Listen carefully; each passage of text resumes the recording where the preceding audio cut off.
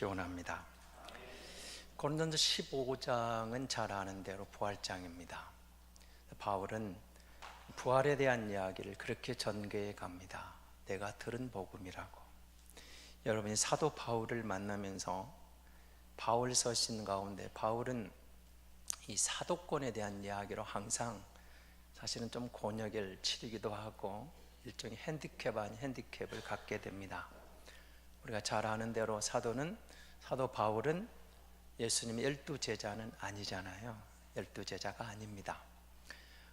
그는 마지막, 오늘 본문에도 나옵니다마는 그가 부활하신 주님을 만난 마지막 사람으로 자기는 그렇게 이야기를 하죠. 내가 마지막에 주님을 만났고 그래서 내가 사도로 부름받기에, 사도로 불려지기에는 참 죄송하고 합당치 않은 내 전력이 있다는 거죠. 예수 믿는 사람들을 핍박하고 받게 했던 것 때문에. 근데 부활하신 주님을 만나고 그가 이제 사도의 길을 걷게 되는데 이것 때문에 유대인들의 공격, 때로는 사도들로부터도 왕따를 당했습니다. 나는 12제자가 아니다는 것 때문에 이 사도권에 대한 도전이 사면 바울의 삶 속에 항상 이어져 있었던 것을 우리는 만나게 되거든요. 아마 여러분도 그런 경험이 있을 겁니다. 별거 아닌데 그것 때문에 우리가 핸디캡이 아닌 핸디캡을 가질 수가 있어요. 제가 아는 친구가 참 다 똑똑한데 대학을 안 나왔어요. 고졸입니다. 이 친구는 이 고졸이라는 핸디캡 때문에 다른 건 정말 잘하고 세상에서 아주 일도 잘하고요, 직장에서도 연봉도 높아요. 1억이 넘는 연봉을 갖고 있는데도 그 학사에 대한, 학위에 대한 그런 많은 핸디캡을 갖고 이야기하는 것을 본 적이 있습니다. 물론 그런 경우에 자기가 무슨 야간을 할 수도 있고 또 나중에 기회도 있겠지만 어쨌든 그는 고졸에 대한 핸디캡을 가지고 상당히 그것 때문에 여러 가지 스스로 이렇게 좁아지는 그런 것을 본 적이 있습니다. 왜냐하면 바울의 사도권 문제는 우리가 보기에는 아무것도 아닌 문제였지만 사실은 그 당시에 바울에게는 크나큰 핸디캡이었습니다. 그래서 오늘 본문도 사실 1절을 보셔도 그렇게 생각을 하고 진행을 합니다. 내가 너에게 전한 복음 너희가 알게 하노니 이는 너희가 받은 것이요 그 가운데 선 것이라.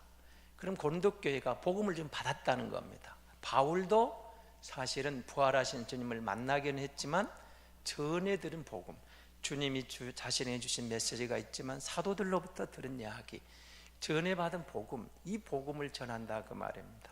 근데 그 복음에 대해서 뭐라고 말하는 거예요? 여러분 본문은 뭐라고 말하죠? 내가 전에 받은 이 부활에 대한 이야기를 그렇게 이야기하는 겁니다.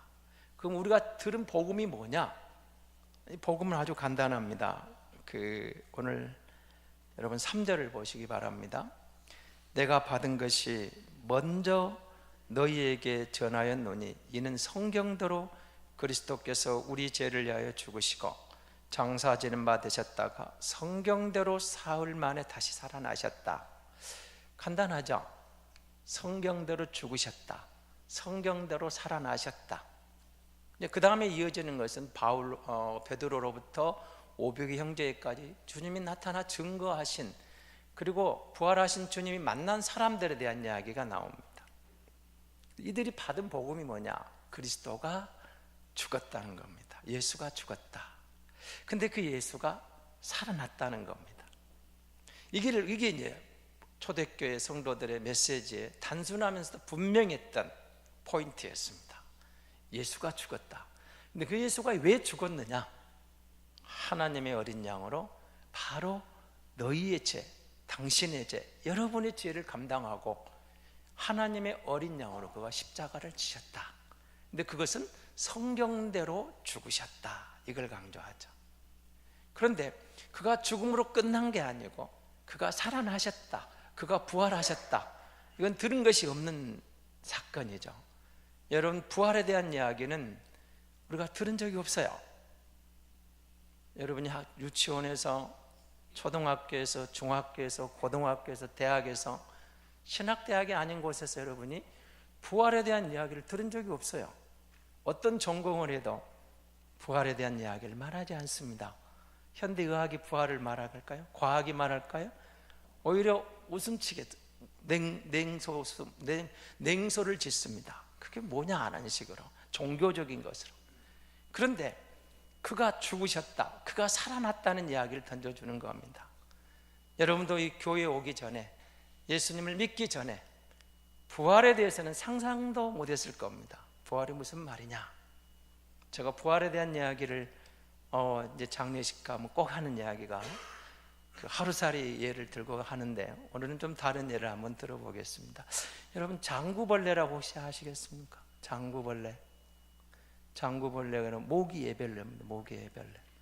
근데 이 모기 애벌레가 물속에서 약 7일 정도 머물다가 또 밖에 나와서 서너 번의 번데기 과정이 이렇게 변화되는 과정이 있대요. 그래가지고 성충이 돼가지고 모기가 되어 나온다고 합니다.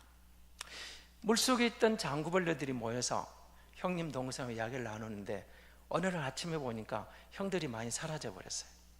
남아있는 동생들, 아니 형님들이 다 어디 갔냐는 겁니다. 어디 갔냐는 거예요. 아니 말도 없이 사라져 버렸지. 또 다시 그렇게 해서 계속 형님들 순으로 다 사라져 가는 거예요. 남아있는 장구벌레들이 우리 형님들이 다 어디 갔냐는 거예요. 아무도 몰라요. 자기들이 이제 모의를 했습니다. 그럼 우리끼리는 단결하자. 우리가 사라진 다음에 다시 와서 어디로 갔는지 무슨 이야기를 해주고 가자. 그렇게 결의를 했는데 계속 사라졌는데 돌아온 사람은 아무도 없는 거예요. 아무 모기가 되고 나면 물속으로 들어올 일이 없잖아요. 이런 이야기입니다. 그럼 여러분 보십시오. 장구벌레가 물속에서 있다가 모기가 되어서 밖으로 나갔는데, 여러분 번데기 과정을 거쳐서 나왔는데, 여러분 밑에 있는 장구벌레들에게는 이 성충이 된 모기가 된 자신들의 형님들의 이야기를 알 수가 없는 거예요. 전해지질 않습니다. 그런데 여러분, 부활에 대한 이야기, 예수님이 십자가에 부활하셨습니다. 40일 동안 이 땅에 계시면서, 오늘 5절 이하에 나와 있는 이 이야기는 그가 40일 동안 이 땅에 계시면서, 물론 이제 마리아에게, 베드로에게, 12사도에게, 500의 형제에게, 바울에게 나타나셨던 그 이야기를 좀 하고 있는 겁니다. 예수님이 부활하시고 그냥 사라지신 게 아니고 40일 동안 그들 곁에 계셔서 천국에 대한 이야기, 부활에 대한 이야기, 내가 누군가를 설명해 주고 있는 겁니다. 주님이 십자가에 달리기 전에도 이 순환에 대한 이야기를 했지만 제자들은 이해를 못했어요. 이제 부활하신 주님이 이야기하는 겁니다. 천국 복음을 이야기합니다. 내가 죽었었지, 살아났다. 너희도 나를 믿으면 이렇게 살 것이다. 40일 동안 그들에게 계속해서 부활하신 주님이 그들 가운데 나타나신 거예요. 보여주신 것이에요. 그리고 뭐라 합니까? 너희에게 평강이 있을지어다. 그렇습니다. 여러분이 지금까지 살아오면서 누리고 싶었던 그런, 여러분이 어떤 지식을 얻고 어떤 지혜에 올라가고 얼마만큼 여러분이 꿈꿨던 걸 성취를 했어요. 그랬더니 여러분 인생에 진정한 평화가 왔습니까? 아닙니다. 솔로몬이 하는 이야기가 정답입니다. 헛되고 헛되고 헛되고 헛되니 모든 것이 헛되도다. 다 누려봤어요. 솔로몬이 부귀영화 명예 권세를 다 가져봤어요. 그리고 요즘 미투 때문에 문제가 된 쾌락까지도 솔로몬은 다 누렸어요. 그런데 우리가 그렇게 갖고 싶은 모든 것을 그의 손아귀에 지었는데 공허한 것이 해결되지 않은 겁니다.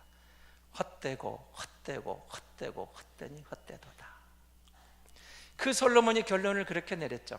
일의 결국을 다 들었으니 하나님을 경외하고 그 명령을 지킬지어다. 이것이 사람의 본분이니라. 사람의 도리, 인간은 누구냐? 하나님을 만나기 전엔 제로 인생이라는 거예요. 의미가 없다는 거예요. 아무리 많이 얻고 아무리 많이 취하고 아무리 많이 누리고 아무리 많이 성과를 거두고 아무리 뭔가를 이루어도 그게 무의미하다라는 겁니다. 인생의 근본 갈증에 해결이 안 되더라는 거예요. 공부를 많이 하고 지위가 올라가고 성공을 하고 출세를 하고 남들이 그렇게 다 부러워하는 자리에 올라가 봐도 하나님 없는 인생의 허무함을 깨달은 거예요. 그래서 헛되다는 말로 나온 거죠. 부활하신 주님이 찾아오십니다. 너희에게 평강이 있을지어다. 그래서 그리스도 예수 안에 평화, 평안을 너희에게 끼치노니 곧 나의 평안을 너희에게 주노라. 내가 너희에게 주는 것은 세상이 주는 것 같지 아니하니라. 여러분, 세상이 주는 그런 유통기한이 있는 그런 평화가 아니더라 그 말이에요. 잠시뿐인 한순간의 기쁨이었어요. 그런데 그 다음날 얼마 가니까 그것 때문에 아픔이 될 수도 있어요. 그게 세상이 주는 겁니다. 그렇죠? 세상이 주는 건 다 그래요. 세옹지마라는 말도 있지 않습니까? 몰라요. 오늘의 큰 기쁨이 내일의 화가 될 수도 있어요. 오늘의 아픔이 내일의 복이 될 수도 있어요. 세상에 주는 모든 것은 그래요. 영원한 기쁨, 영원한 평강이 어디가 있습니까? 그리스도 안에 있다라는 거예요. 부활하신 주님을 만났더니 주님이 주시는, 우리가 그리스도 예수 안에서 내 인생을 주님과 동행했더니 거기에 길이 있다라는 것이죠. 부활하신 주님이 나타나서 우리에게 평안을 너희에게 주노니 곧 나의 평안을 너희에게 주노라. 너희에게 평강이 있을지어다. 우리가 그렇게 갈망하던, 그 대망하던 우리 인간의 진정한 평강이 그리스도 예수 안에 있다라는 거예요. 그래서 바울은 다시 증거합니다. 우리가 전한 복음이 뭐냐고, 우리가 전해 들은 복음이 뭐냐 이거냐, 너희가 전해야 될 복음이 뭐냐 이거예요. 그리스도가 죽으셨다는 겁니다. 이상하죠? 주님이 죽었는데 이게 복음이에요. 그가 죽음으로 우리에게 나음이 와요. 그가 죽음으로 우리에게 자유가 와요. 그가 죽음으로 우리에게 부활이 와요. 죽음에 머물러 있지를 않으셨어요. 살아나셨어요. 사망 권세를 깨뜨렸어요. 온 인류가, 모든 사람이 죽음 앞에 벌벌 떨 때 예수 그리스도가 사망의 권세를 깨뜨려 버리고 죽음은 더 이상 권세가 의미가 없다. 내가 죽음을 정복했노라. 내가 부활의 첫 열매가 되었노라. 너희도 나를 믿으면 부활의 영광에 동참하게 될 것이다. 그렇게 말씀하시는 거죠. 부활이 우리에게 소망으로 주어진 겁니다. 여러분, 여기 등장하는 5절에서 8절까지 등장하는 많은 부활의 증인들이 있습니다. 주님이 만난 사람이 있어요. 이건 환상이 아닙니다. 유대인의 말처럼 무슨 사기극이 아닙니다. 사기극 같다면 누가 그 사기극을 위해서 자기 생명을 던지겠습니까? 초대교회 사도들은, 서독교회 성도들은 부활을 위해서 자기 목숨을 던졌습니다. 그걸 부인하기만 하면 살아나는데도, 예수를 부인하기만 하면, 예수가 부활했더니 거짓이라고 한마디만 하면 살려주는 상황에서도 묵묵히 아니라는 거였어요. 예수가 부활했습니다. 예수 믿으면 삽니다. 예수가 진정한 나의 왕입니다. 예수가 진정한 나의 주인이십니다. 이 고백 때문에 죽어가면서도 주님을 부인하지 않았습니다. 왜 그랬을까요? 그것이 진리였기 때문입니다. 그것이 사실이었기 때문입니다. 부인할 수 없는 사실이었습니다.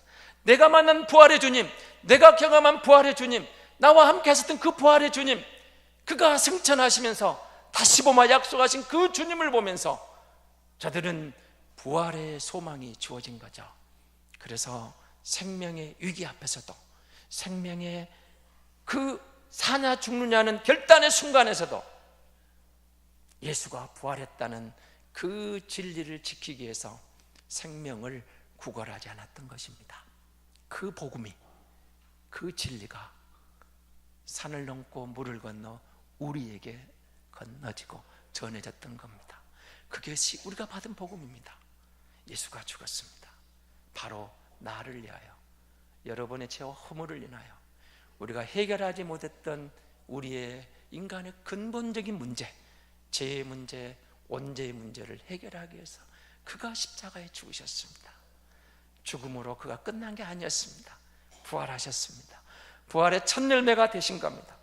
그리고 우리에게 그렇게 말씀하시는 겁니다. 우리가 그를 믿으면 우리도 주 안에서 부활할 수 있다고 그렇게 말하는 것입니다. 여러분, 로마서 1장 4절은 이렇게 증거합니다. 함께 보겠습니다. 로마서 1장 4절입니다. 같이 봅니다. 성결의 영으로는 죽은 자 가운데서 부활하여 능력으로 하나님의 아들로 인정되셨으니 곧 우리 주 예수 그리스도시니라. 아멘. 그가 부활하심으로 죽은 자 가운데 부활하셔서 마지막 증거하신 겁니다. 내가 하나님의 아들 예수 그리스도니라. 오늘 본문에 뭐라고 그랬죠? 성경대로 죽으시고 성경대로 부활하셔서 하나님의 아들 되심을 증거하시는 겁니다.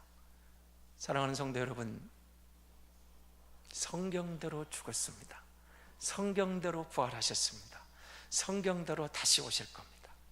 그러므로 여러분, 오늘 우리 주변에 미혹하는 그 많은 엉터리들에게 속지 마십시오. 성경을 비틀어, 성경을 교묘하게 변질해서 여러분 자칭 하나님이 되고, 자칭 보혜사가 되고, 자칭 성령이 되고, 자칭 선지자가 되고, 자칭 감람나무가 되고, 별 희한한 짓을 하는 인간들에게 속지 말라고 말입니다. 다 사기꾼들입니다. 자기들 마음대로 풀어냅니다. 그러나 그리스도는 그렇지 않았다는 거예요. 예수는 그렇지 않았다는 거예요. 성경의 선지자들이 기록된 대로, 예언한 대로 성취하고 성경대로 부활하셔서 하나님의 아들 그리스도인 것을 보여주셨다는 거예요. 말로만 떠든 게 아니었습니다. 보여줬어요. 진리가 무엇인지를, 말씀이 어떻게 성취되는 것을 보여주신 겁니다. 그러니까 우리가 그를 믿는다는 게 얼마나 복 있는 인생인지 모릅니다. 그가 오셨습니다. 여러분, 사도 바울은 사실은 좀 면목이 없었을 거예요. 박해자였거든요. 예수 믿는 사람들 잡아가두는 것이 보람이었어요. 즐거움이었어요. 너무 당당했어요. 그것이 바른 길인 줄 알았거든요. 그런데 다메섹 도상에서 그가 부활하신 주님을 만납니다. 아, 잘못됐구나. 보세요. 회개란 이런 겁니다. 가다가 잘못된 길을 아니까 돌아서서 그렇게 박해하던 그분을 위해서, 그의 부활을 위해서 이제는 순교의 길을 가잖아요. 목숨을 던져서 예수가 그리스도다, 예수가 부활했다, 예수 바울의 모든 것을 던져서 그리스도 되심을, 부활하신 주님을 증거하게 됐던 겁니다. 여러분, 고린도후서 6장 1절은 이렇게 말합니다. 고린도후서 6장 1절입니다. 같이 봅니다. 우리가 하나님과 함께 일하는 자로서 너희를 권하노니 하나님의 은혜를 헛되이 받지 말라. 아멘. 여러분, 우리가 부활하신 주님을 믿습니다. 이거는 이제 다 믿고 의지하는데, 근데 여러분 한번 생각해 보시기 바랍니다. 그 부활이 나와 무슨 관계가 있느냐에 대해서 답을 해야 됩니다. 그가 부활했다. 그럼 그 부활이 나와 무슨 관계가 있느냐? 주님은 담담하게 증거합니다. 내가 부활의 첫 열매고 누구든지 나를 믿는 자는 부활의 다음 열매라고 이야기합니다. 본문에서 바울은 이렇게 이야기합니다. 만삭되지 못하여 난 것 같은 내게도 그가 나타나셨고, 나는 이 복음을 증거한다고 이야기합니다. 그리고 나는 정말 이 은혜를 입었는데 은혜를 헛되이 받지 않은 게 나타났다는 겁니다. 여러분, 바울은 어떤 사도보다 더 열심히 했습니다. 더 부지런했습니다. 더 많이 맞았습니다. 더 많이 고생했습니다. 그런데 그는 부활의 증인으로 마지막까지 살았던 거죠. 내가 은혜를 헛되이 받지 않았다. 예수 믿는 하나님의 은혜를 입은 자가 됐다는 겁니다. 부활의 소망을 가졌다는 겁니다. 하나님의 은혜를 입었습니다. 하나님의 은혜를 입은 성도는 그 은혜를 헛되이 받지 않은 삶이 되어야 된다는 겁니다. 내가 하나님의 은혜를 입었다. 하나님의 은혜를 입은 사람, 여러분 보세요. 주님이 나를 택하시고 주님이 나를 불러내셔서 그 일을 맡겨놓으시고 훗날에 결산하실 때, 아, 내가 너를 택하기를 잘했노라, 내가 너를 불러내기를 잘했노라, 내가 내게 은혜 베풀기를 잘했노라, 주님이 그렇게 말씀하실 수 있는 사람이면 얼마나 좋겠어요. 바울은 지금 그 말을 하고 있는 겁니다. 나 같은 죄인을 주님이 만나주셔서 돌아오게 하시고 부활의 증인으로 삼으셔서 이 부활의 증거를 드러내게 하시고 그 은혜가 헛되지 않은 것을 나를 통해서 보여주셨다, 그 말입니다. 사랑하는 성도 여러분, 예수님이 부활하셨습니다. 앞으로 우리는 갈수록 이 부활에 대한 도전을 받게 될 겁니다. 그러나 성경대로 죽으시고 성경대로 살아나셨습니다. 성경대로 그리스도를 믿고 성경대로 부활의 소망을 갖고 살아가면 우리 모두 부활의 영광에 동참하게 될 줄로 믿습니다. 이 시간은 여러분 성찬으로 나아가겠습니다. 고린도전서 11장입니다. 하나님의 말씀을 보겠습니다.